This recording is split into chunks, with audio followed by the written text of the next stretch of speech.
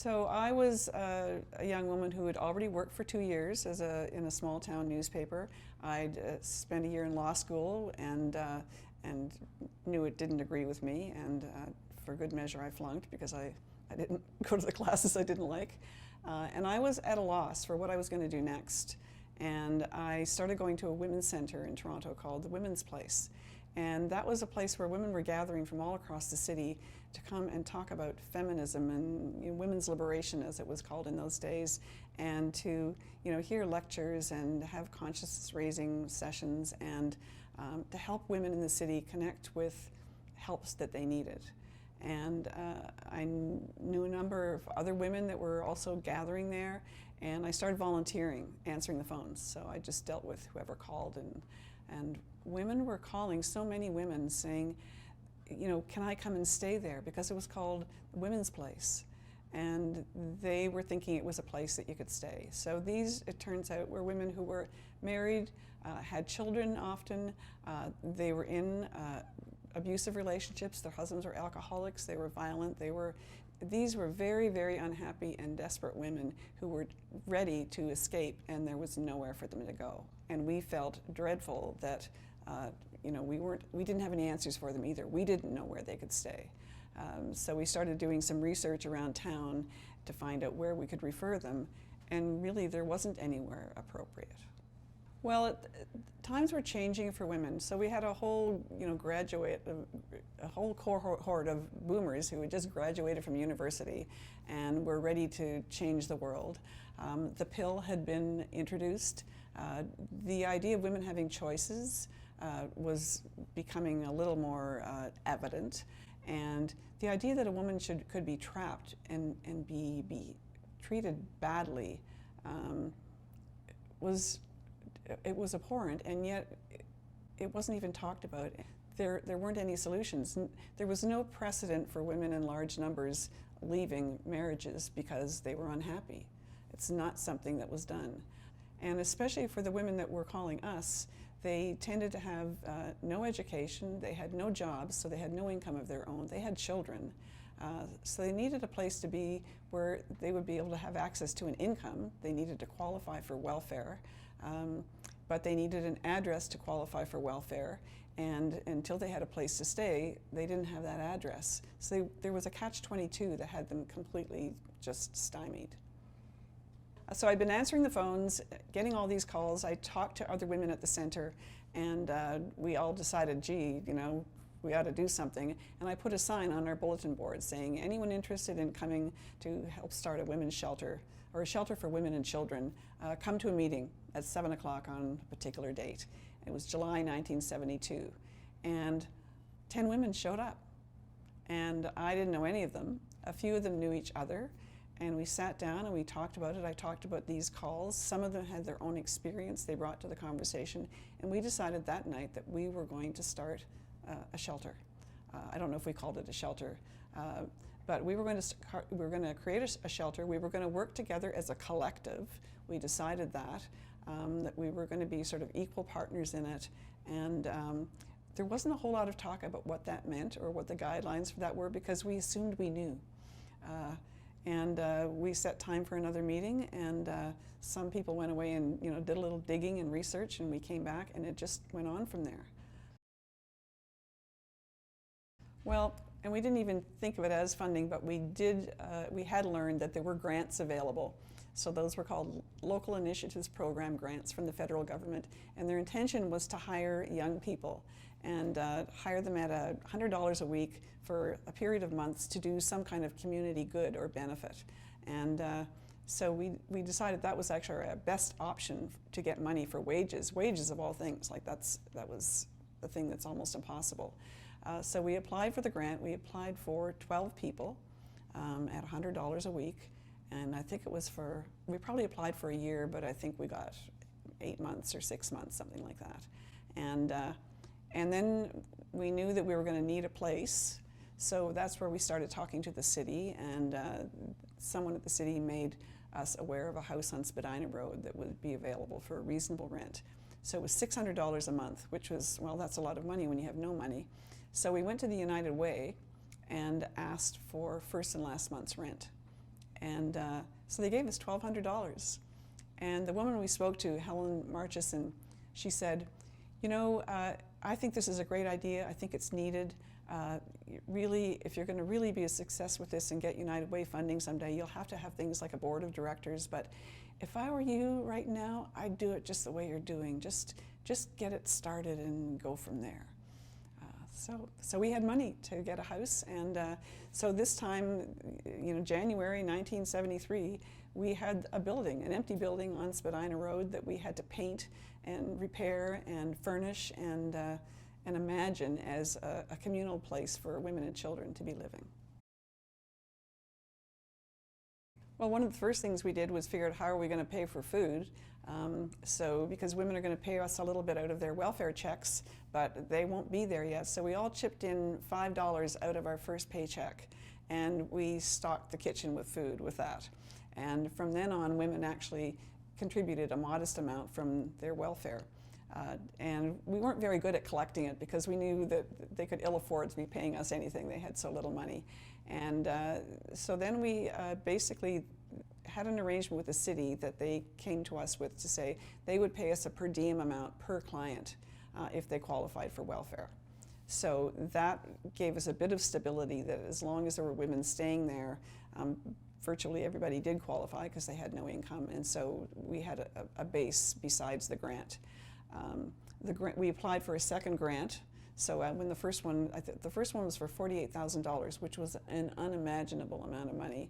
And then once that was over, we got another extension till November of that first year, 1973. But at the end of, I think the end of October, there was no more money. And we had applied for another grant, but we had no idea if it was going to happen. So we went for a month without any wages at all. But we just thought, well, this is ridiculous. We can't stop. Like we cannot stop doing this now that we're doing it. So we just all kept coming to work and doing our work, knowing that even if we got another grant, we weren't going to be able to be reimbursed for that time. It was just our contribution. So it took us a while. We went along like that with the per diem funding, and it started to be able to cover the basic expenses. We eventually applied for United Way membership, and we did get ongoing United Way funding. But it was always hand to mouth. And I remember at one point we cut the staff back to 8 people from 12. And then people had to work longer hours. We had to cover night shifts. You know, that was a real stretch. Eventually, we were talking with another organization in Toronto, Pollution Probe, and they had learned how to do fundraising, and so they were sort of mentoring us. And they suggested we go to a fundraising conference, and they advised us on how to get in free, which is a big bonus. And it just opened the doors to the idea of how do you talk to people in the public to get them to understand your issue and then want to contribute. And I found that very exciting. So as the years went by, any kind of more permanent government funding wasn't emerging, and we realized we had to try and raise money ourselves. And I can still remember the amazing feeling of writing a letter, which was a very heartfelt letter, describing who the women and children who were using the shelter and how dire their need was and what we were able to do and not do. And people sent us checks in the mail. It was just so amazing to experience that wave of solidarity and encouragement, and to realize it could get bigger. So that was the beginning of Interval House's fundraising, and I became the coordinator of the fundraising efforts for my last few years that I was there. But it was a really exciting turning point when we realized that we could create a degree of independence for the service, and that, you know, yes, we should keep fighting for government funding, but that we didn't need to be dependent. At this time, we felt invisible. We were working so desperately, and there were women calling us who couldn't come into the shelter because we were full. And we had to find a way to let more people know about us. And the media they wouldn't keep writing the same sort of feature stories. They couldn't become our fundraisers. So we actually started getting advice about fundraising, and we actually bought mailing lists of subscriptions to particular magazines we thought people who would care about us might be reading. And that was a very helpful way to get started. And gradually we built a whole cohort of people who wanted to keep supporting us year to year. And that was really something that it grew and grew over the years. And we learned more about how to actually tell the story. And tell the story so that it was very respectful of the women, mindful, didn't ever, violate their confidentiality or give any clues at all about who they really were. Our goal was that if more people knew what women were really experiencing and how much help they needed and we needed, that they would want to help. I remember one time a man came with a big check and he said, "I'm sorry I wasn't here sooner. I didn't know you needed me." Partnering with men wasn't really something we conceived of in those days, but we could see that our donors were both men and women, but we didn't have any particular strategy of how specifically to reach men. So I think that was something that happened later with great success. And I think it became, at one point it was a big debatable issue in women's services generally and in feminist circles of, could men be partners in stopping violence against women? And of course the answer is, well, of course they need to be, because if they're not partners with us in this, it's not going to happen. Nothing will change without men deciding that it needs to change and them doing something to make it change. So I can remember one time being at a conference and hearing from women in Southeast Asia, in a little small country that didn't have big resources, but they'd identified that violence against women was a terrible problem, but they didn't have money for shelters.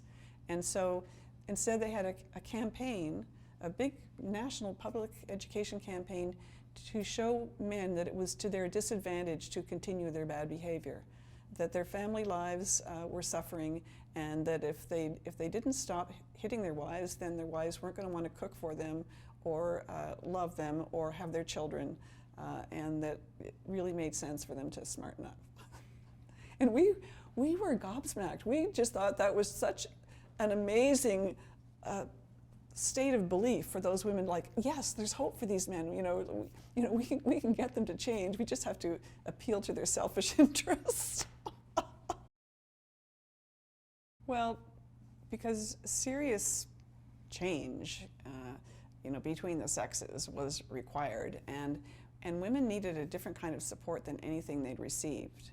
And really, it was so clear to us, what do women want? They want a safe place to live. They want to be with their children and know that their children are safe. They want to be able to connect with other women, and they want to have fun, and they want to have a sense of community, and they want to be able to make their lives better.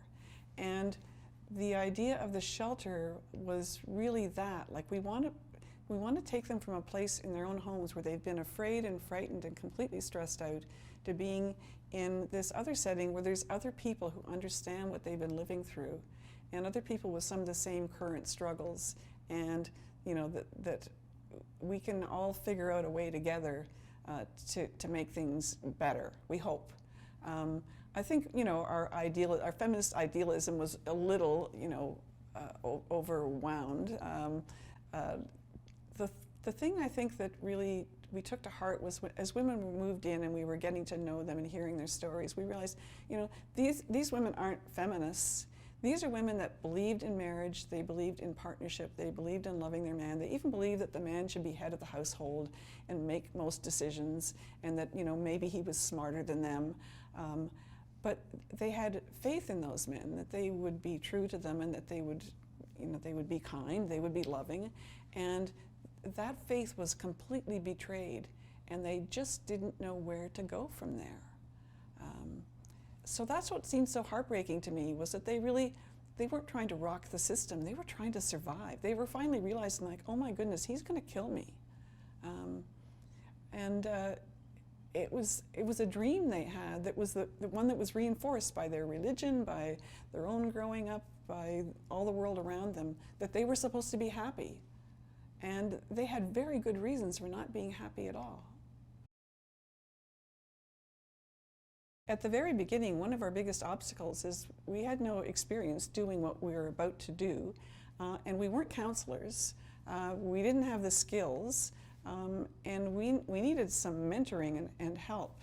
And one of the things that happened was Dr. Gail Robinson at Toronto General Hospital heard our story of what we were trying to do, and she offered us the services of a psychiatric social worker to meet with us every 2 weeks for a couple of hours and help us with understanding the stories of the women in the shelter and how we could best help them, but also helping us to understand how were we working together, what were our dynamics, were we actually treating each other with respect, and were we finding ways to communicate well with each other about good things and negative things.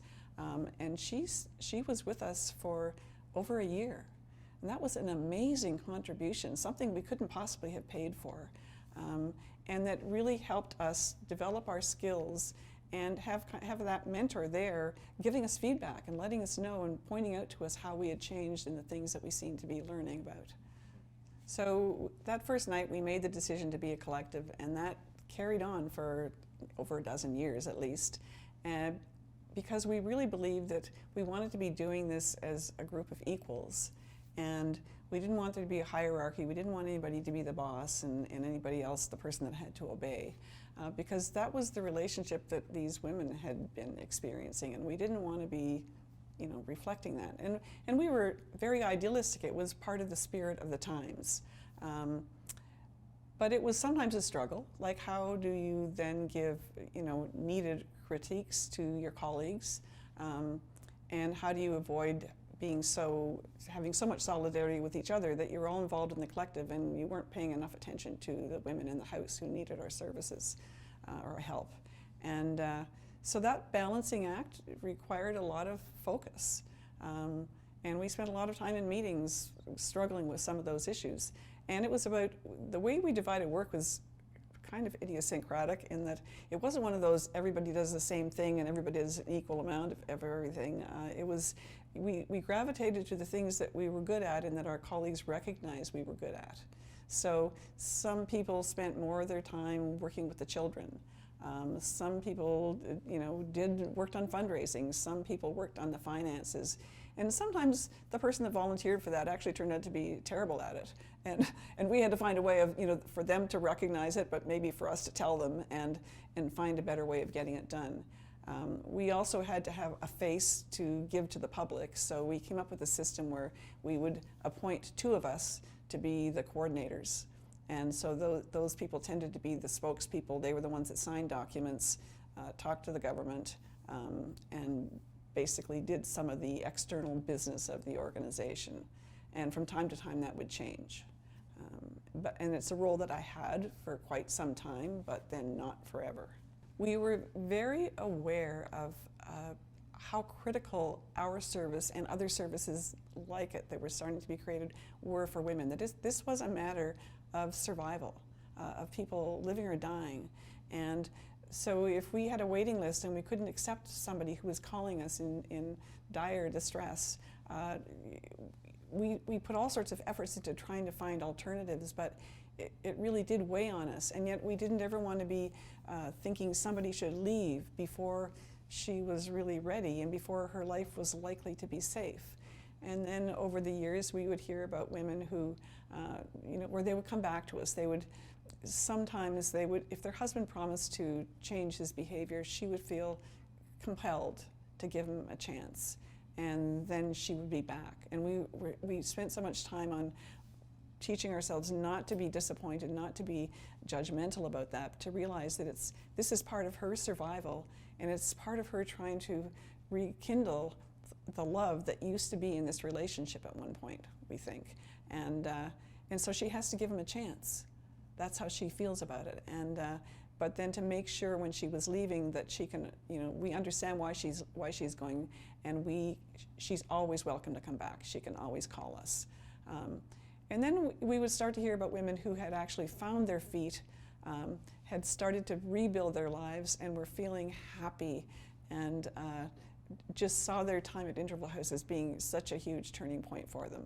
And they would come back and they would tell us, they would give us their good news stories.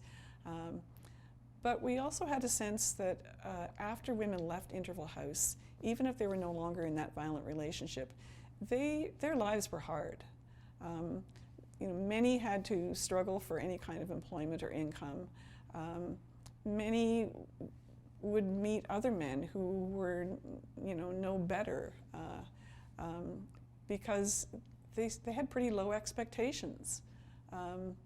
And so, and then they had their children, and issues would arise with their children, and they were living hand to mouth, they were living in poverty, so their poverty also became palpable for us, that we began to understand that without reasonable financial resources, they were going to be struggling and hand to mouth all the time, and they would continue to be vulnerable to further experiences of violence. So that sense that there has to be something beyond this.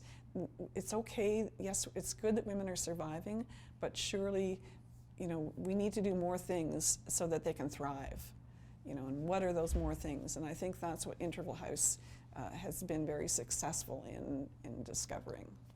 First of all, it's amazing, and in those early days, we didn't imagine that we were creating a permanent institution, and we didn't imagine that we were creating part of a movement across the whole country and the world. So I'm astonished to even think about 50 years as being, the passage of time already. But I think that Interval House really has revolved towards that vision of women thriving, and especially coping with the circumstances in Toronto, where there's so little housing, there's so many options once women get to a safe place to be ready to actually survive on their own out in the rest of the world without acquiring more skills, more tools, more readiness. And I'm so disappointed that the issue, as far as I'm concerned, it seems undiminished. I don't see any lessening of violence against women. I just see maybe just more ways for it to happen and more things to be worried about for our children and our young women. So there's huge social change still needed and due and overdue.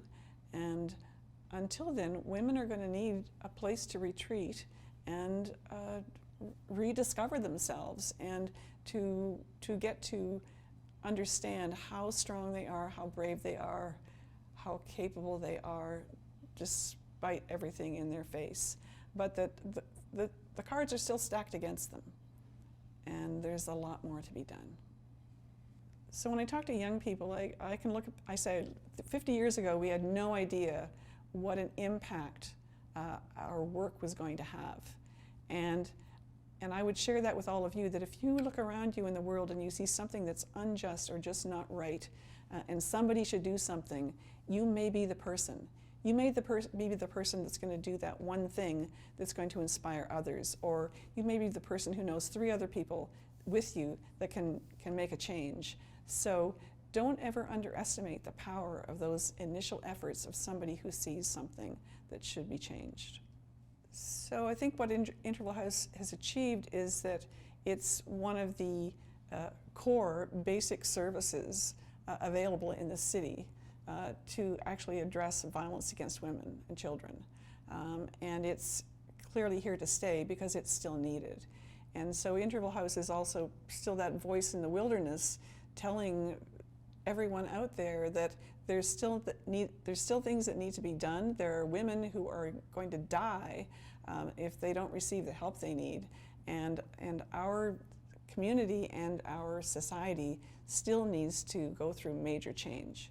And we need the help of men, and we need men to be part of the change agent group. Men must stop being violent to women. And if you think about it, all of these generations, all of these women thinking that it's up to them somehow to make some kind of a change that's going to change him. He is the only one who can change him. So parents have to, bear that in mind, like the lessons that they're teaching their children as they're growing up. But really, we need a whole generation of men to be learning and teaching each other and supporting each other to not be violent to women, and not to be violent to anyone over whom they have any power at all. Well, what I hope is that Interval House will continue to be successful and creative and innovative in finding ways to help women and support them towards not just surviving but thriving, and in inspiring men and supporting men who are wanting to be part of the changes in the world, in society, and in this community, so that women don't have to be in fear of violence. So when I think of the women who've been working at Interval House over this whole 50 years and those who are working here now, I just want to say how much I appreciate the dedication and the passion that they've brought to this work, that they are so essential to the women of this community, and they're also essential to each other, and it's important that they take care of themselves and each other too, to make sure that they're able to come to doing this work, continue to do it with hope and with a sense of their own well-being kind of grounded, so that they're able to give to the work they're doing without harming themselves.